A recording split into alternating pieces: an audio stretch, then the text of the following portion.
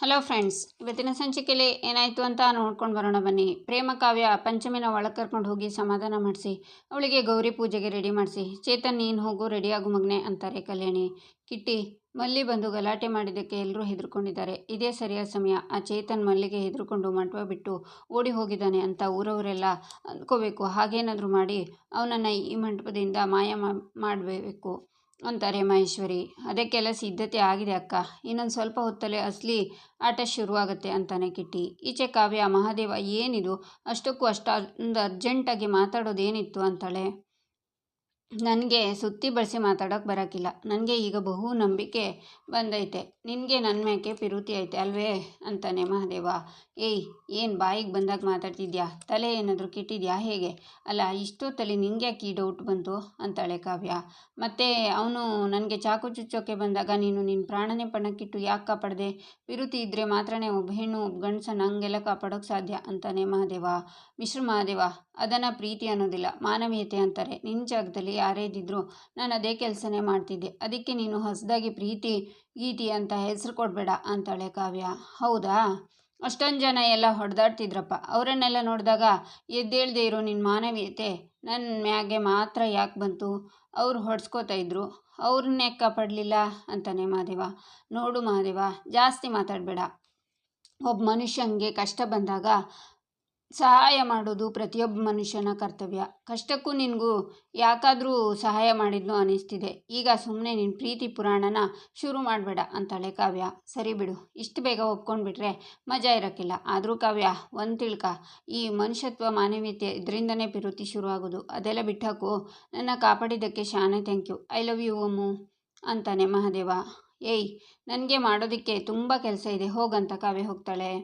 ಈಚೆ ಚೇತನ್ ತಾತ, ಚೇತನ್ ಏನೇ ಗಲಾಟೆ ಆದ್ರೂ ಹೆದರ್ಕೋಬೇಡ, ಪಂಚಮಿನೇ ನಮ್ಮನೆ ಸೊಸೆಯಾಗಿ ಕರ್ಕೊಂಡು ಹೋಗೋಣ ಅಂತಾರೆ. ಹೌದು ಮಗನೆ, ಕಷ್ಟ ಬಂದಾಗಲೇ ಮನುಷ್ಯನ ತಾಳ್ಮೆ ಪರೀಕ್ಷೆ ಆಗೋದು. ಆ ಹುಡುಗಿ ಮಹಾದೇವನ ಕುಟುಂಬ ನಮಗೆ ತುಂಬ ಇಷ್ಟ ಆಗದೆ. ಏನೇ ಆಗಲಿ ನೀನು ಹೆದರಬೇಡ, ಆ ಪಂಚಮಿ ನಮ್ಮನೆ ಮಹಾಲಕ್ಷ್ಮಿ ಅಂತಾರೆ ಚೇತನಮ್ಮ. ನೋಡು ಚೇತನ್, ಹೀಗೇನಾದರೂ ಮದುವೆ ನಿಂತರೆ ಅವಳ ಬಾಳಿಗೆ ದೊಡ್ಡ ಕಳಂಕ ಬರುತ್ತೆ. ಇಡೀ ಊರು ಅವಳ ಬಗ್ಗೆ ಮಾತಾಡೋಕ್ಕೆ ಶುರು ಮಾಡುತ್ತೆ. ನಾವು ಹಾಗಾಗೋದಕ್ಕೆ ಬಿಡಬಾರ್ದು. ಬೇಗ ರೆಡಿಯಾಗು, ಮುಹೂರ್ತಕ್ಕೆ ಟೈಮ್ ಆಗ್ತಿದೆ ಅಂತಾರೆ ಚೇತನಪ್ಪ.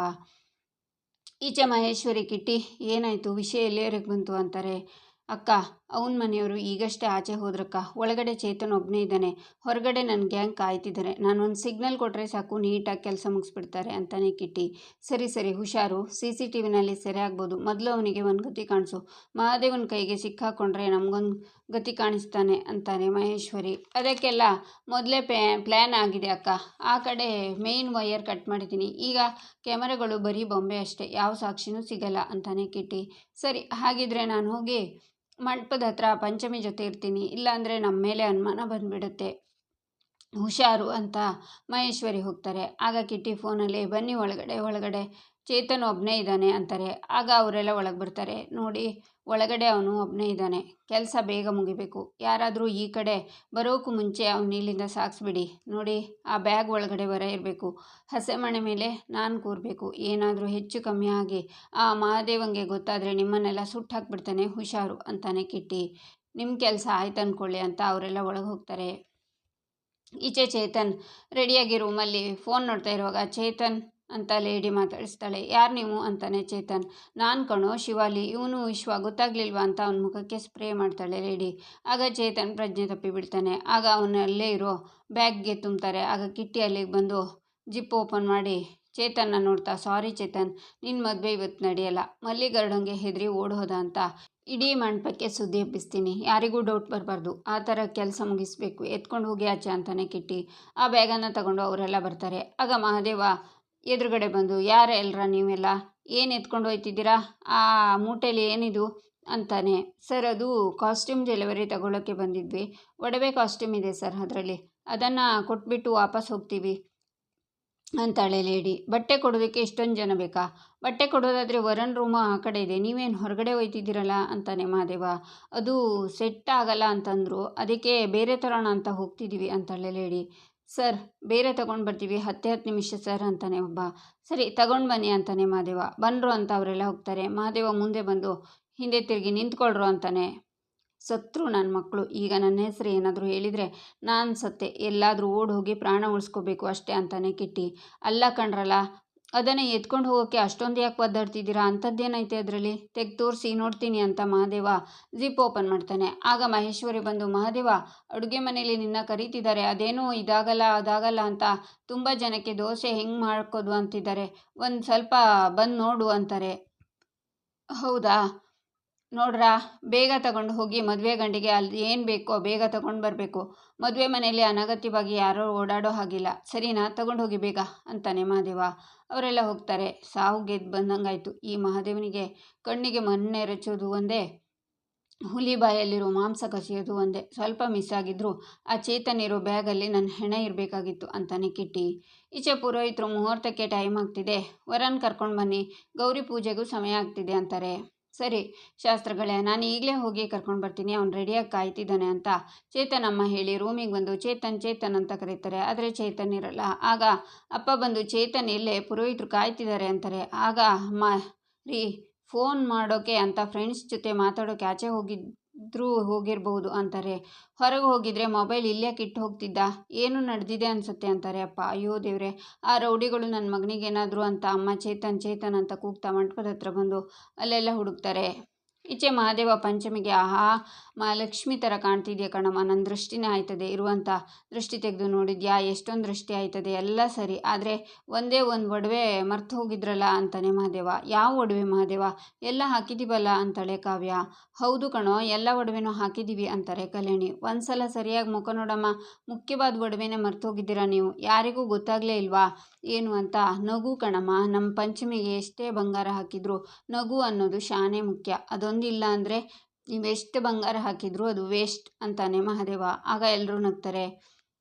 ಪಂಚಮಿ ಒಂದು ಕಷ್ಟ ಎಷ್ಟು ಬೇಗ ಬಂತು ಅಷ್ಟು ಬೇಗ ಹೊಂಟೋಯ್ತು ಕಣವ, ನೀನೇನು ಯೋಚನೆ ಮಾಡೋಕ್ಕೆ ಹೋಗಬೇಡ, ಧೈರ್ಯವಾಗಿರು, ನಿಮ್ಮ ಅಣ್ಣ ಇದ್ದಾನೆ ಕಣವ, ನಿಮ್ಮ ಅಣ್ಣ ನಿನ್ನ ಪಕ್ಕ ನಿಂತರೆ ಅದು ಯಾವ ಶಕ್ತಿ ಬಂದು ಕಾಟ ಕೊಡ್ತದೋ ನೋಡೇ ಬಿಡವ, ಆರಾಮಾಗಿರು ತಂಗವ, ಇನ್ನೂ ಒಸಿ ನಗು, ಹಾಗೆ ಜಾಣ. ಪಂಚಮಿ, ಒಸಿ ನಿನ್ನ ಫೋನ್ ಕೊಡ್ತೀಯಾ? ನನ್ನ ಫೋನು ಗಲಾಟೆಯಲ್ಲಿ ಬಿದ್ದು ಒಡೆದೋಯ್ತು ಕಣವ, ನಂಟ್ರಿಷ್ಟಿಗೆಲ್ಲ ಫೋನ್ ಮಾಡಬೇಕು, ಎಲ್ಲವರೇ ಕೇಳಬೇಕು, ಒಸಿ ಕೊಡವ ಅಂತಾನೆ ಮಹಾದೇವ. ಪಂಚಮಿ ಫೋನ್ ಕೊಡ್ತಾಳೆ. ಆಗ ಚೇತನ್ ಅಪ್ಪ ಅಮ್ಮ ಬಂದು ಚೇತನ್ ಚೇತನ್ ಅಂತ ಕರೀತಾರೆ. ಯಾಕೆ ಬಿಗ್ರೆ, ಏನಾಯಿತು ಅಂತಾನೆ ಮಹಾದೇವ. ನನ್ನ ಮಗ ಚೇತನ್ ಪಂಚಮಿ ಹತ್ರ ಮಾತಾಡೋಕ್ಕೆ ಬಂದಿದ್ದಾನೇನೋ ಅಂತ ನೋಡೋಕೆ ಬಂದ್ವಿ ಅಂತಾರೆ ಅಪ್ಪ. ಇಲ್ಲ ಬಿಗ್ರೆ, ಅವನು ಇಲ್ಲಿಗೆ ಬಂದಿಲ್ಲ, ಯಾಕೆ ಏನಾಯಿತು ಅಂತಾರೆ ಕಲ್ಯಾಣಿ. ಅದು ಕಲ್ಯಾಣಮ್ಮ, ಮಹಾದೇವಣ್ಣ ಅನಾಹುತ ಆಗೋಯ್ತು ಅಂತಾರೆ ಚೇತನಮ್ಮ. ಯಾಕೆ ಏನಾಯಿತು, ಯಾಕೆ ಇಷ್ಟೊಂದು ಗಾಬರಿಲಿದ್ದೀರಾ ಅಂತಾರೆ ಕಲ್ಯಾಣಿ. ನನ್ನ ಮಗ ಚೇತನ್ ಎಲ್ಲೂ ಕಾಣಿಸ್ತಿಲ್ಲ ಅಂತಾರೆ ಚೇತನಮ್ಮ. ಬೀಗ್ರೆ ಏನು ಹೇಳ್ತಿದ್ದೀರಾ, ಚೇತನ್ ರೂಮಾಗೆ ಇರಬೇಕಲ್ಲ, ಸರಿಯಾಗಿ ಹುಡುಕಿದ್ರಾ ಅಂತಾನೆ ಮಹಾದೇವ. ಎಲ್ಲ ಕಡೆ ಹುಡುಕಿದ್ವಿ ಮಹಾದೇವಣ್ಣ, ನನ್ನ ಮಗ ಎಲ್ಲೂ ಕಾಣಿಸ್ತಿಲ್ಲ ಅಂತ ಹೇಳ್ತಾರೆ ಅಮ್ಮ. ಅಯ್ಯೋ ಭಗವಂತ, ಏನಪ್ಪ ಇದು, ವಿಘ್ನದ ಮೇಲೆ ವಿಘ್ನ ಆಗ್ತಾನೆ ಇದೆ ಅಂತಾರೆ ಕಲ್ಯಾಣಿ. ಅಯ್ಯೋ ದೇವ್ರೆ, ಮಲ್ಲಿಗರುಡ ಬಂದು ಬೆದರಿಕೆ ಹಾಕಿದ್ದಕ್ಕೆ ಅವರು ಮಂಟಪ ಬಿಟ್ಟು ಓಡಿ ಹೋಗಿರಬೇಕು, ಹೌದಾ ಅಲ್ವೇನ್ರಿ ಅಂತಾನೆ ಮಹೇಶ್ವರಿ. ಏ ಮಹೇಶ್ವರಿ, ಸುಮ್ಮನಿರು, ಇಂಥ ಸಮಯದಲ್ಲಿ ಬೇಕಾಬಿಟ್ಟು ಮಾತಾಡಬೇಡ, ಚೇತನ್ ಅಂತ ಹುಡುಗ ಅಲ್ಲ, ಇದು ಟೆನ್ಷನ್ ಸಾಲದು ಅಂತ ನಿಂದು ಬೇರೆ ಕಾಗೆ ಕೂಗು ಅಂತಾರೆ ಶ್ರೀಧರ. ಮಲ್ಲಿಗರುಡ ಪೊಲೀಸ್ ಕಸ್ಟಡಿನಲ್ಲಿದ್ದಾರೆ ಅಮ್ಮ, ಚೇತನ್ ಹೆದರಲ್ಲ ಅಂತ ನಮ್ಮೆಲ್ಲರ ಮುಂದೆ ಹೇಳಿದಾನಲ್ವಾ, ಮತ್ತ್ಯಾಕೆ ಅವನು ಓಡೋಗ್ತಾನೆ ಅಂತಾನೆ ರಾಮ್. ಒಂದು ನಿಮಿಷ ಇರಿ, ನಾನು ಚೇತನ್ ಫೋನ್ ಮಾಡ್ತೀನಿ ಅಂತಾನೆ ಮಹಾದೇವ. ಫೋನ್ ನೋಡಿ ಇಲ್ಲೇ ಇದೆ, ರೂಮಲ್ಲೇ ಫೋನ್ ಬಿಟ್ಟು ಹೋಗಿದ್ದಾನೆ ಅಂತಾರೆ ಚೇತನಪ್ಪ. ಶ್ರೀಧರ್, ರಾಮ್, ಮಹಾದೇವ ಗಾಬರಿಯಾಗಿ, ಆಗುವಂಥದ್ದೇನೂ ಇಲ್ಲ, ಚೇತನ್ ಎಲ್ಲೂ ಹೋಗಿರಲ್ಲ, ಇವರು ಸರಿಯಾಗಿ ಹುಡುಕಿರಲ್ಲ ಅನಿಸುತ್ತೆ, ನೀವು 4 ಕಡೆ ಹುಡುಕುವಾಗ ಕಾಣಿಸ್ಲಿಲ್ಲ, ಅನ್ನೋ ಗಾಬರಿ ಮುಖದಲ್ಲಿ ಕಾಣಬಾರ್ದು, ಗೊತ್ತಾದರೆ ಕಷ್ಟ ಆಗುತ್ತೆ, ಸರಿನಾ, ಹುಡುಕಿ ಅಂತಾರೆ ಸತ್ಯ. ಎಲ್ಲರೂ ಅಲ್ಲಿಂದ ಹೋಗ್ತಾರೆ. ಆಗ ಕಿಟ್ಟಿ, ಅಕ್ಕ, ಎಲ್ಲ ನಾವು ಅಂದ್ಕೊಂಡಂಗಾಯ್ತಕ್ಕ ಅಂತಾನೆ. ಇಲ್ಲದೇ ಇರೋನ ಹುಡ್ಕೋಕೆ ಹೋಗ್ತಿದ್ದಾರೆ, ವರ ಮಂಟಪದ ಗಡಿ ದಾಟಾಯ್ತ ತಾನೆ ಅಂತಾರೆ ಮಹೇಶ್ವರಿ. ದಾಟಾಯ್ತಕ್ಕ, ಇಲ್ಲಿ ನಾನು ತಾಳಿ ಕಟ್ತಿದ್ದಂಗೆ ಅಲ್ಲಿ ಚೇತನ್ ಹೆಣ ಬೀಳುತ್ತೆ ಅಂತಾನೆ ಕಿಟ್ಟಿ. ರಾಮ್ ಮತ್ತೆ ಮಹಾದೇವ ಅಲ್ಲೆಲ್ಲ ಚೇತನ್ ಹುಡುಕ್ತಾ ಇರುವಾಗ ಭರತ್ ಅವರನ್ನು ನೋಡ್ತಾನೆ. ಮಹಾದೇವ ಸೆಕ್ಯೂರಿಟಿ ಹತ್ರ, ಹುಡುಗ ಹೊರಗೆ ಹೋದ್ನೋ ಇಲ್ವೋ, ನಿಜ ಹೇಳಿದರೆ ಉಳ್ಕೋತೀಯ, ಇಲ್ಲ ಅಂದರೆ ನಿನ್ನ ಅಂತಾನೆ ಮಹಾದೇವ. ಇಲ್ಲ ಮಹಾದೇವಣ್ಣ, ಅವ್ರು ಯಾರೂ ಆಚೆ ಹೋಗಿಲ್ಲ ಅಂತಾನೆ ಸೆಕ್ಯೂರಿಟಿ. ನೋಡಿ, ಈ ಮಂಟಪದಿಂದ ಆಚೆ ಹೋಗೋಕ್ಕೆ ಬೇರೆ ಯಾವುದಾದ್ರೂ ದಾರಿ ಇದೆಯಾ ಅಂದರೆ ಚಿಕ್ಕ ಗೇಟು ಅಂತಾನೆ ರಾಮ್. ಇಲ್ಲ ಸರ್, ಯಾರೂ ಆಚೆ ಹೋಗೋಕ್ಕಾಗಲ್ಲ ಅಂತಾನೆ ಸೆಕ್ಯೂರಿಟಿ. ಸರಿ ಹೋಗು ಅಂತಾನೆ ಮಹಾದೇವ. ಸೆಕ್ಯೂರಿಟಿ ಹೋಗ್ತಾನೆ. ಅಲ್ಲ ಕಣ್ಲ, ಅವನು ಹೊರಗಡೆ ಹೋಗಿಲ್ಲ ಅಂದಮೇಲೆ ಎಲ್ಲೋ ಹೋಗಿರ್ತಾನೆ ಅಂತಾನೆ ಮಹಾದೇವ. ಅಣ್ಣ, ಸೆಕ್ಯೂರಿಟಿ ಸುಳ್ಳು ಹೇಳ್ತಿಲ್ಲ ಅನ್ಸುತ್ತೆ. ಚೇತನ್ ಅವರು ಇಲ್ಲೇ ಮಂಟಪದಲ್ಲೆಲ್ಲೋ ಇದ್ದಾರೆ, ಎಲ್ಲಿದ್ದಾರೆ ಅಂತ ಗೊತ್ತಾಗ್ತಿಲ್ಲ ಅಂತಾನೆ ರಾಮ್. ಯಾವುದಕ್ಕೂ ಅಂಕಿತ, ನಾವು ಹೊರಗಡೆ ಹೋಗಿ ನೋಡ್ಕೊಂಡು ಬರೋಣ ಬಾ ಅಂತಾನೆ ಮಹಾದೇವ. ಇಬ್ಬರು ಹೋಗ್ತಾರೆ. ಈಚೆ ಕಾವ್ಯ ಮತ್ತು ಮನೆಯವರೆಲ್ಲ ಮಂಟಪದ ಹತ್ರ ನೋಡ್ತಾ ಇರುವಾಗ ಭರತ್ ಬಂದು, ಯಾಕೆ ಕಾವ್ಯ, ಏನಾಯಿತು, ಯಾಕೆ ಗಾಬರಿಯಲ್ಲಿ ಓಡಾಡ್ತಿದ್ದೀರಾ ಅಂತಾನೆ.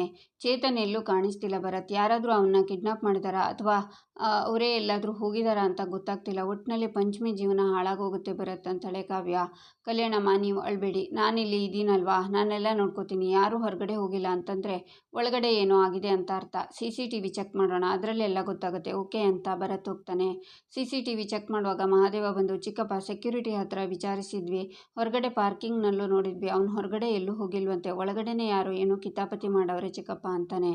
ಹೌದಪ್ಪ, ಅಣ್ಣ ಹೇಳ್ತಿರೋದು ನಿಜ. ಚೇತನ್ ಅವರನ್ನು ಇಡೀ ಮಂಟಪ ಎಲ್ಲ ಹುಡುಕಿದ್ದೀವಿ, ಎಲ್ಲೂ ಕಾಣಿಸ್ತಿಲ್ಲ ಅಂತಾನೆ ರಾಮ್.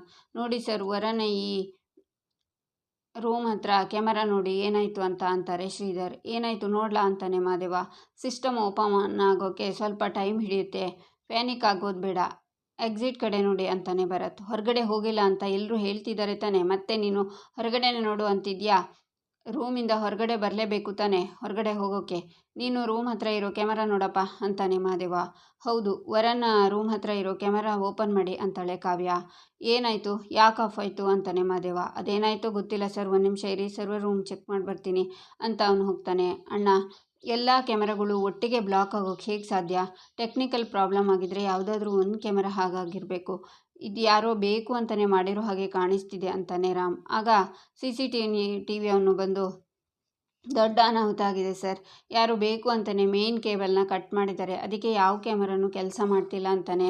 ಅಂದರೆ ಯಾರೋ ಬೇಕು ಅಂತಲೇ ಪ್ಲ್ಯಾನ್ ಮಾಡಿ ಚೇತನ್ನ ಎತ್ತಕೊಂಡು ಹೋಗೋವ್ರೆ, ಇದು ಪಕ್ಕ. ಆ ಗರುಡ ಮಲ್ಲಿ ಅವರದ್ದೇ ಕೆಲಸ. ಆ ನನ್ನ ಮಕ್ಕಳು ಜೈಲಲ್ಲಿದ್ದರು, ಅವ್ರ ಕಡೆಯವ್ರು ಯಾರೋ ಇಲ್ಲೇ ಎಲ್ಲೋ ಅಡಗಿಕೊಂಡು ಅವರೇ ಅಂತಾನೆ ಮಹಾದೇವ. ಆ ಮಲ್ಲಿ ಮತ್ತು ಗರುಡ ಇಬ್ಬರು ಸ್ಟೇಷನ್ನಲ್ಲಿ ಲಾಕಪ್ಪಲ್ಲಿದ್ದಾರೆ. ಅವರು ಅಲ್ಲಿಂದ ಇಲ್ಲಿಗೆ ಬಂದು ವಯರ್ ಕಟ್ ಮಾಡೋಕ್ಕೆ ಚಾನ್ಸೇ ಇಲ್ಲ, ಇದು ಇಲ್ಲೇ ಒಳಗಡೆ ಯಾರದ್ದೋ ಕೈವಾಡ ಇದೆ ಅಂತಾನೆ ಭರತ್. ಚೇತನ್ಗೆ ಏನಾದರೂ ಹೆಚ್ಚು ಕಮ್ಮಿ ಆದರೆ ಆ ನನ್ನ ಮಕ್ಕಳು ಯಾರು ಅವರನ್ನು ಎಳ್ಕೊಂಡು ಹೋಗೋರೋ ಅವರನ್ನೆಲ್ಲ ಸಮಾಧಿ ಕಟ್ಬಿಡ್ತೀನಿ ಅಂತಾನೆ ಮಹಾದೇವ. ಅಕ್ಕ, ಇಲ್ಲಿ ನಮ್ಮ ಸುಳಿವು ಯಾರಿಗೂ ಸಿಕ್ಕಿಲ್ಲ, ಇವತ್ತು ಪಂಚಮಿ ಕೊರಳಿಗೆ ತಾಳಿ ಕಟ್ಟೋದು ಈ ಕಿಟ್ಟಿಯಿಂದನೇ ಅಂತಾನೆ ಕಿಟ್ಟಿ. ಇಲ್ಲಿಗೆ ಈ ಸಂಚಿಕೆ ಮುಕ್ತಾಯವಾಗುತ್ತೆ. ಮುಂದಿನ ಸಂಚಿಕೆಗಾಗಿ ನಮ್ಮ ಚಾನಲನ್ನು ನೋಡಿ, ಸಬ್ಸ್ಕ್ರೈಬ್ ಮಾಡಿ, ಲೈಕ್ ಮಾಡಿ, ಸಪೋರ್ಟ್ ಮಾಡೋದನ್ನು ಮರಿಬೇಡಿ.